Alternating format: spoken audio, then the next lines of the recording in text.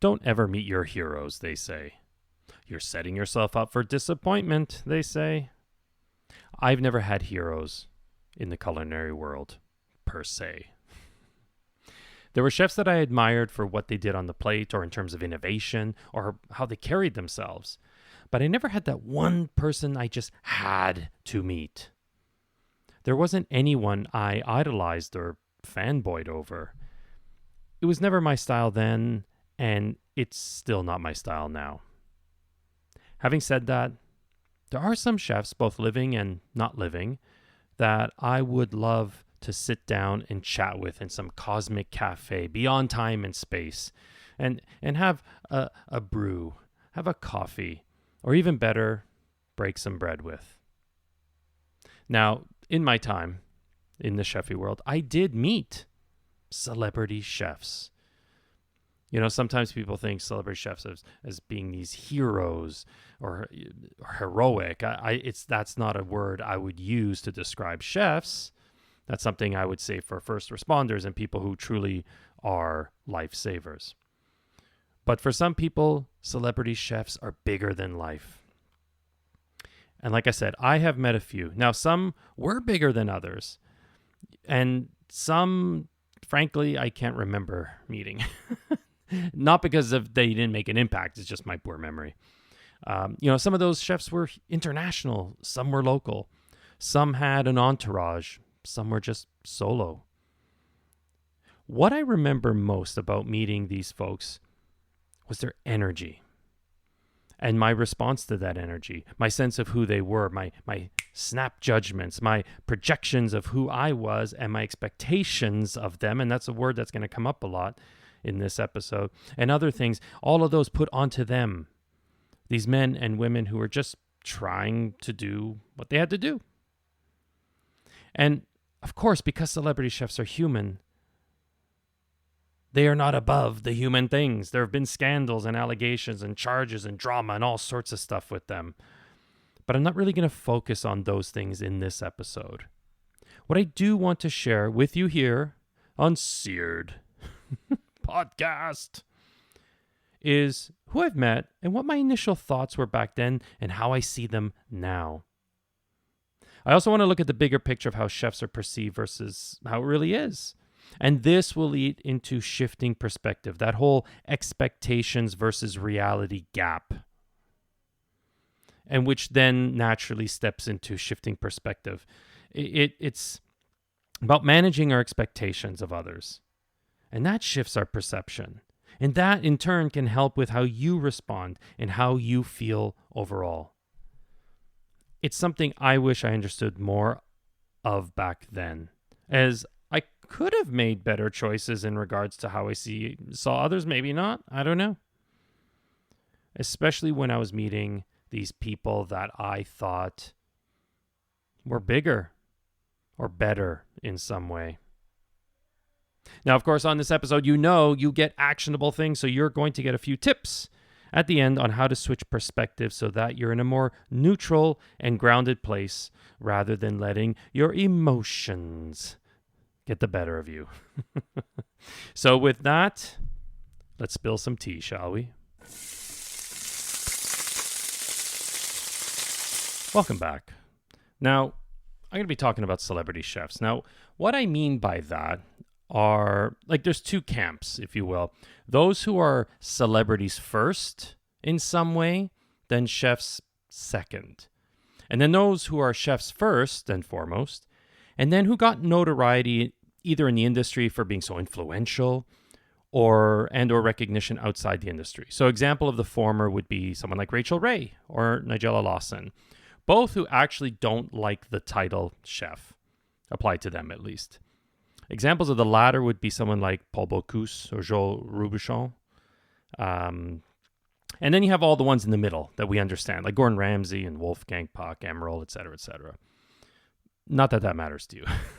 But I like to categorize them in my tiny little brain, so welcome aboard. Now, who have I met? That's the question, right? You're asking, well, who have you met? All right. I have met the aforementioned Gordon Ramsay, Jamie Oliver, Ming Tsai, Vikram Vij, Tom Colicchio, Marcus Samuelsson, Mark McEwen, Michael Bonaccini, Claudia Briel, Brad Long, Ned Bell, Massimo Capra, David Agee, Michael Smith, Mark Tewitt, Jamie Kennedy, Christine Cushing. And there's more. I can't remember them all. I know I've met more. And there are many that I met who I wouldn't consider celebrities per se, but they're badass chefs. Way too many to mention here. So this is kind of like names that you may or may have heard of. And what were my initial thoughts? Now, I'm going to give them to you, but there'll be a bit more context later on as I share about perspective and expectations. You know this is going somewhere. Okay, Ramsay, kind. Oliver, wanker-ish. Ming Tsai, egotistical. Colicchio, straightforward. Vidge, delightful. Samuelsson, lovely. McEwen, arrogant. Bonaccini, intimidating. April, nice. Long, irreverent. Bell, humble. Capra, charming. Agee, twat. Smith, generous. Tewitt, intense. Kennedy, aloof. Cushing, funny. So there's my little one-word association with all these guys. Now, I'm not going to go line by line and, justify all of them, or I'd be here for a while. But what I will share with you is this, that my initial thoughts are pretty much in line with who they were to an extent. And I know this because I ended up working with or for about 6 or 7 or more of them. Obviously, there was a lot of Canadian chefs in there, more specifically in Toronto. Now, many I met afterwards at their restaurants. I would dine there, got to know them a little bit more, or they would come, to the restaurants I'd be working at, and I'd go to the table and chat them up, or run into one another at chefy things. So it was great to meet and connect with all those people. So pushing aside the Canadians, here are the internationals. I'll give you a little bit more in depth. Gordon Ramsay is the real deal. I respect him very much. He knows his stuff. He knows his stuff. It's rare that I disagree with him. All the theatrics, a lot of it is for television. Was there a part of him that is that? Yes, especially earlier on in his career. Because when you look at who he worked with, it makes sense, like Marco Pierre White, et cetera, et cetera. But the guy is outside of that, outside of the drama. He is funny. He is easygoing. He is very kind, very nice. One of my favorites. Jamie Oliver, his story is he didn't work in a lot of restaurants. He did, and I've seen footage of him when he was like a kid. And the story is that he got plucked out because of his good looks and his charm, et cetera, and he was able to capitalize on that. As a chef, his food is kind of meh. But at the time when I met him, I didn't get a cool vibe from him. Ming Tsai, I really liked his stuff. And I was working for a television show at the time, and there were some celebrity chefs who came in. And one of the things that we had to do in the support team in the back was we would get recipes. The producers and the chef's team would, email or whatever, and we'd get recipes and we'd create them. We would do them for the chef because obviously they're just flying in, doing the show and flying out. So they're not staying behind and cooking. There was only one that did that. Vikram Vij, he was awesome. So we had done some items. I don't remember what. We met him. We talked to him a little bit. He came. He saw it. Didn't like it. I was like, okay. But the way he kind of said it was, it left a bad taste in my mouth. Like, no pun intended. But I have heard some things about him later. Even not too long ago, he said some really goofy ass shit. So I don't know how much he's changed. Tom Colicchio, he was a judge on one of the American shows. I can't remember the name. I didn't watch many of those shows, like one of those Chopped or Master Chef or something. I can't remember. I should have looked that up before I went to air here. He came in. He was straightforward. I got a cool vibe from him, but he actually said, "Sorry guys, I have a cold and all that." So like it was context. It was like, okay, cool. But he too, someone I respected. I really like his. I liked his. I had one of his books, and he he's gone on to do some really cool things with charities, and he is quite generous with his time and resources. So I have I have a lot of respect for him. And Marcus Samuelson. Oh my God, what a lovely man. And just so generous, and he does a lot of work with people as well, charities. I love his food. I love his demeanor. I love his energy. I haven't heard much in the way of many people bad mouthing him. I think he's just a genuine person. So, and that comes out in his energy and how he shows up. So those were my thoughts. Those are my little experiences. Now, I can't confirm what my intuition and judgments told me about their character in general. I mean, I didn't know these people personally. I interacted with them for maybe a few minutes, maybe a little bit more. And, again, as I was kind of thinking about this topic, I kind of went down a little bit of the rabbit hole looking at each one of them. And, there's going to be, there's reviews and anecdotes and insider articles that I read where many were kind of in line with how I felt about them. But on the other hand, there's going to be haters and there's going to be apologists, both at both ends. But in the end, the people are who they are. I mean, you can't hide your true self for long. And celebrity chefs have had scandals and been exposed to their ways just like anyone else in the public eye. Everything from sexual assault and racism and homophobia and workplace bullying, financial, dodgy scams and things like that, addiction, infidelity, et cetera, et cetera. I mean, chefs are human. Go figure. They're going to be humaning, right? And, as I was preparing for this, one thing that really surprised me, another chef that I really admired his food and admired his style, et cetera, was Charlie Trotter. And of course, I'm talking about a lot of 90s, 2000s time, because that's really when I was most active in researching and getting into chefs and learning styles and all that. And Charlie Trotter was the guy. I bought all his books. They weren't cheap. And everyone really wanted to be like him in many ways. And as I was looking at stuff just the other day for this podcast, I found out that Charlie Trotter was not the kind of person I thought he was in terms of how I expected, and that's a key word we're going to hear a lot of, expected. And he rubbed a lot of people the wrong way. There's actually a documentary. I haven't seen it. I'm going to watch it very, very soon. It's called Love, Charlie, The Rise and Fall of Charlie Trotter. I'm going to watch it. And I normally don't watch a lot of shows about chefs and stuff like that. But this one really piques my interest because it's Charlie Trotter. And so I'd love to see, it's a little insight. Actually, Emerald is in there and there's a few other celebrity chefs talking about him. So it's going to be interesting. But the idea is that, again, there was an expectation. And so when I read that, I felt like, oh no. But then I thought, why am I reacting that way? And we'll go into that a little bit soon. But here's the thing. People can and do change. They can. I know. Isn't that wild? I know chefs who were just wild and nuts and when they started out and they got nuttier into their fame.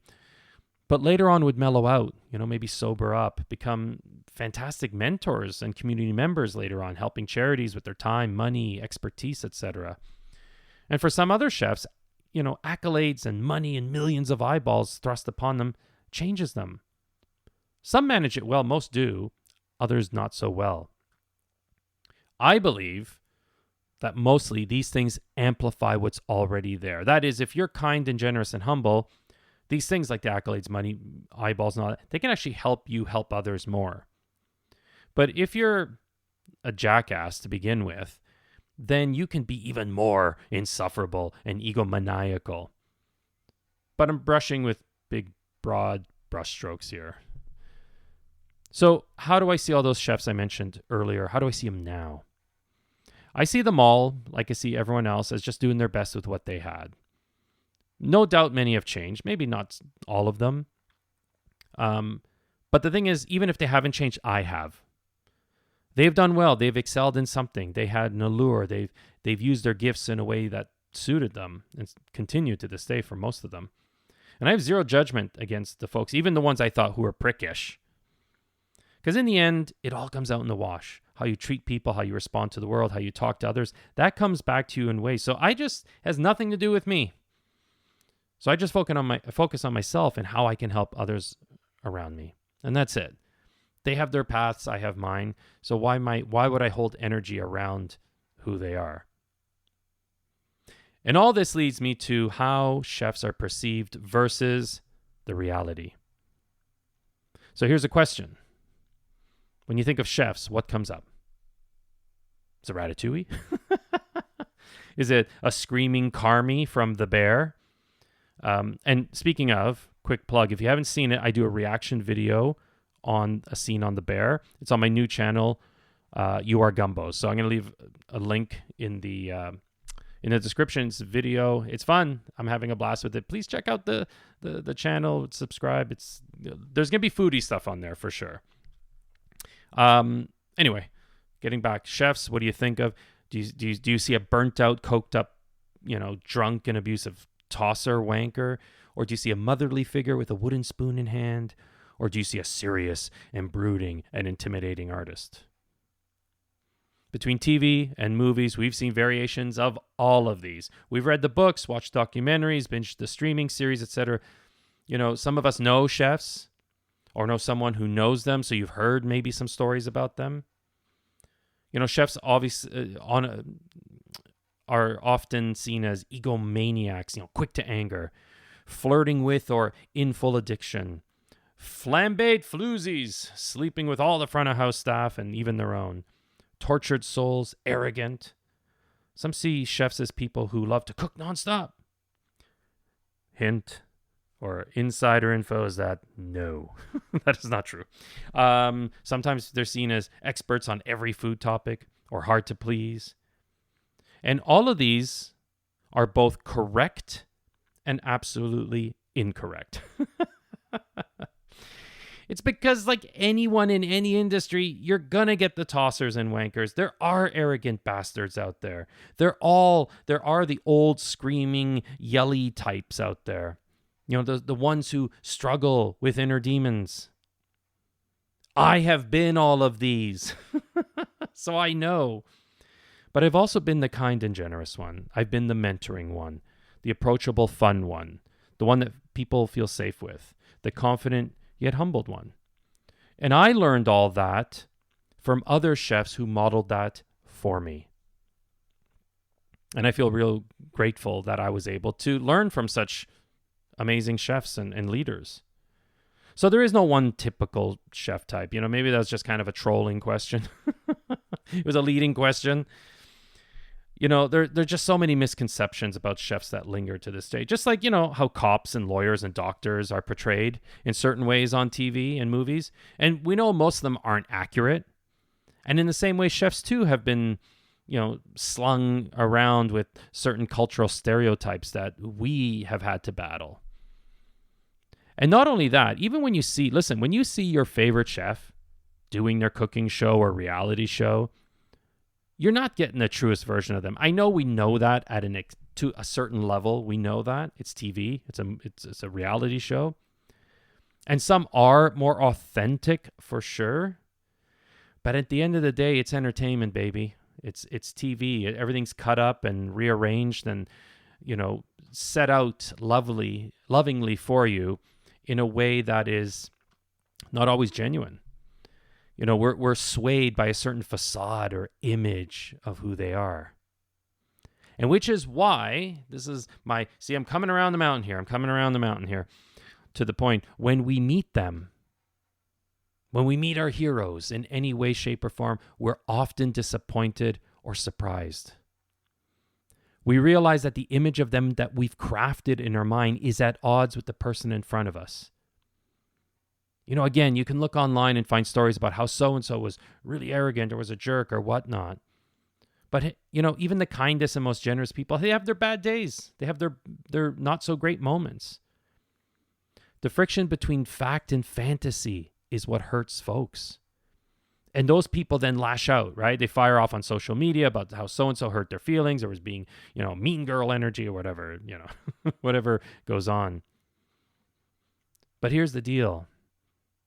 There are celebrity chefs and chefs in general who are douche nozzles, people who aren't willing to change their stripes and don't care how they come across. But chefs in general are ambitious. They're lovely. They want to make a difference. They want to succeed. They want to express themselves in their craft. They want people to enjoy themselves. A lot of chefs have tough skins, yet tender hearts. They want to contribute. Chefs want to explore and play and learn and share and mentor and be change makers. And many become that. Many become great leaders. And some stumble. And some leave. And that's okay. Again, we're humans. All right. Let's take a quick break, and we're going to get to the last part, which, I did. This is stuff that I did to help shift my own expectations of others, and how that calmed me the F down and changed my perception. And if I can do it, so can you. So let's take a quick break, and we'll come right back.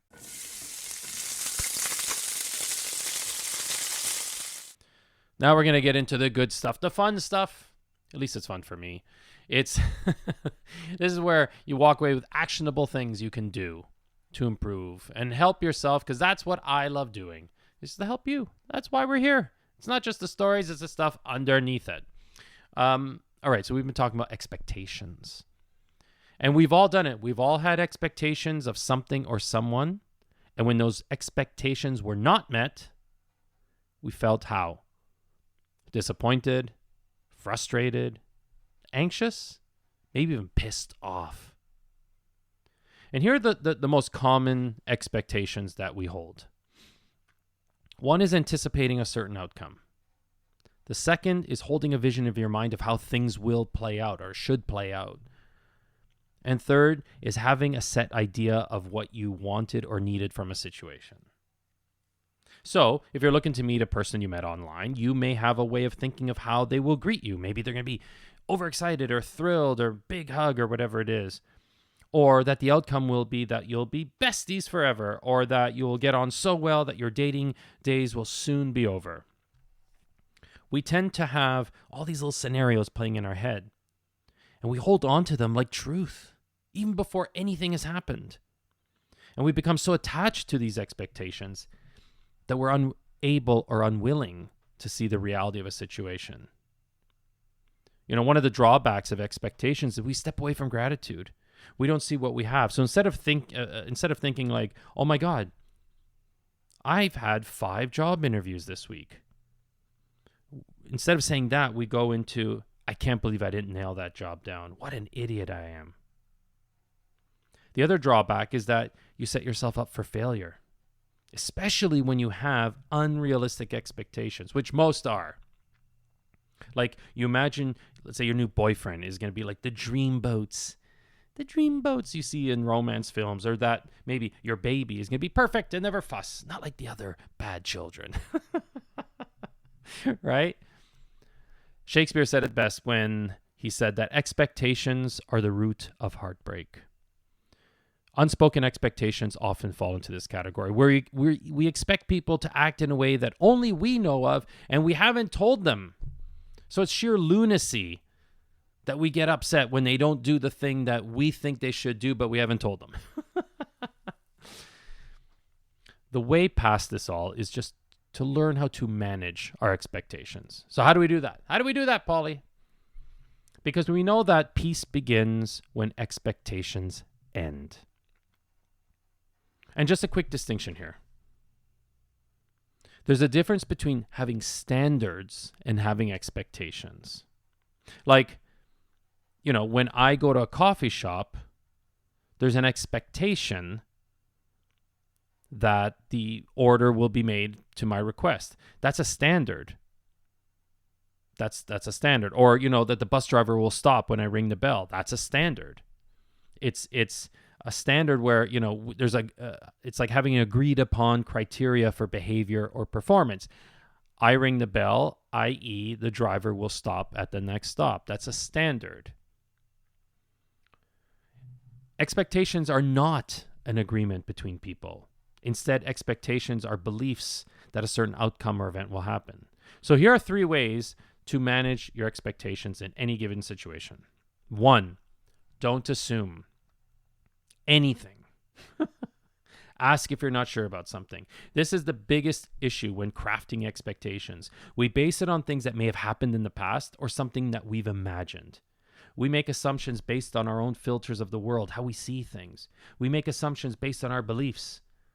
And we do that because making assumptions uses less mental energy to make sense of the world around us by using the most minimal amount of energy. It's wild, isn't it? So look at where you're making assumptions and where they're coming from. And then just adjust your sails accordingly. Second, we mentioned this earlier, stay in gratitude. That is, don't go in having wild expectations about this or that. Ground yourself into the fact that you get to do whatever it is you're expecting. So for example, if I were trying out for a sports team, of course I would want to get chosen, but instead of creating outcomes that are out of my control, I just focus on doing my best. But also being in a place of, wow, I get to try out for this team. How cool is that? And that makes it kind of more neutral in some ways. And it removes the heavy burden of having to have things turn out a certain way. And thirdly, don't compare. Just because your bestie met the love of her life on the first date from a particular dating site doesn't mean you will. But we will carry that kind of outcome in our mind as we then start swiping and trying to connect with someone. Like it's natural in many ways, because if it happened to them, it can happen to me. And, let's say you pick out a date and that date tanks, you're going to be more upset than the situation calls for because you went into the date thinking, I'm going to find the one. And it sounds silly. I know, as I say this, I'm thinking, who would think that? We all do this kind of thing on a regular basis. So removing any comparison can help manage expectations.